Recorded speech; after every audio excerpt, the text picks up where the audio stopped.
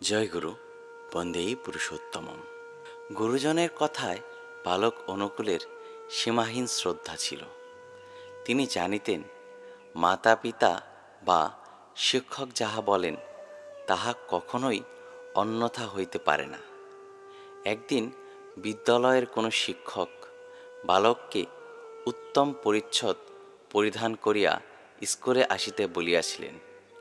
বালক তখন উত্তর করিলেন, যদি ভুলবশত কোনো দিন না আসতে পারি। তাহার ধারণা, ভুলেও গুরুজনের আদেশ অমান্য করিলে অপরাধ হইবে। আরেকটি ঘটনা, সেদিন বালকের অঙ্ক পরীক্ষা। স্নানাহার সারিয়া তাহার স্কুলে যাইতে বিলম্ব হইয়া যায়। মা বলিলেন, এত দেরিতে যাচ্ছিস, আজ আর তুই অঙ্কের পরীক্ষা পারবি না। বালক স্কুলে গিয়া অঙ্কের প্রশ্ন হাতে করিয়াই কাঁদিতে লাগিলেন। শিক্ষক মহাশয় কারণ জিজ্ঞাসা করিলেন। বলিলেন, আমার মা বলেছেন আজ আমি অঙ্কের পরীক্ষায় পারব না। যদি আমি উত্তর করতে পারি তবে যে আমার মায়ের কথা মিথ্যা হয়ে যাবে। এখন কি করি? বালকের কথা শুনিয়া শিক্ষক মহাশয় অবাক হইয়া রহিলেন। আর একটি ঘটনা, একদিন তাহার পা ভীষণভাবে কাটিয়া যায়। তাহাতে যন্ত্রণায় খুবই কাতর হইয়া পড়েন বালক। এমত অবস্থায় বিদ্যালয়ে যাওয়া অসম্ভব। এমন সময় জননী আসিয়া বলিলেন, ও কিছু নয়, বেশি কিছু হয় নাই, স্কুলে তোকে যেতেই হবে। মায়ের কথা শুনিবা মাত্র বালকের মনে হইল, মা যখন বলেছেন বেশি কিছু হয় নাই, তখন বেশি কিছু হয় নাই। এইরূপ ভাবিতে ভাবিতে ক্ষতযুক্ত পায়েই প্রফুল্ল চিত্তে বিদ্যালয়ে গমন করিলেন। এই মাতৃনিষ্ঠা তাহার অতি বাল্যের অনেক ঘটনাই প্রকাশ পাইয়াছে। তার মধ্যে আরও দু একটি এখানে উল্লেখ করিতেছি।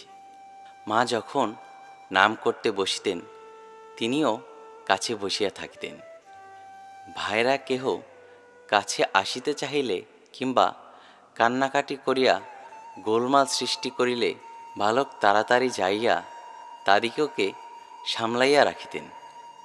পিতৃদেব বালকের গায়ে কোনো দিন হাত তুলিতেন না, কিন্তু জননী দেবী তাহাকে খুবই কড়া শাসনে রাখিতেন, সর্বক্ষণ ভৎসনা করিতেন এবং কারণে অকারণে প্রহার করিতেন। একদিন সামান্য কোনো বিষয়ে বিরক্ত হইয়া বালককে শাস্তি দেবার মানসে মা একখানা বাঁশের কঞ্চি হাতে করিয়া তাহার পেছন পেছন ছুটিতে থাকেন। তখন মধ্যাহ্নকাল। মা আপ্রাণ দৌড়াইয়াও কিছুতেই ক্ষিপ্র বালককে ধরিতে পারিতেছেন না।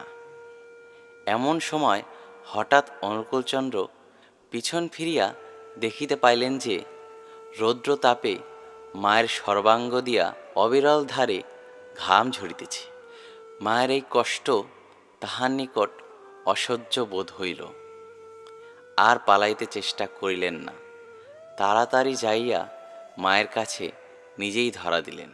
অপরের কষ্টকে আপনার বলিয়া বোধ করিবার সহজ বুদ্ধির পরিচয় তাহার বাল্যের বহু ঘটনায় দেখিতে পাওয়া যায়। জয় গুরু।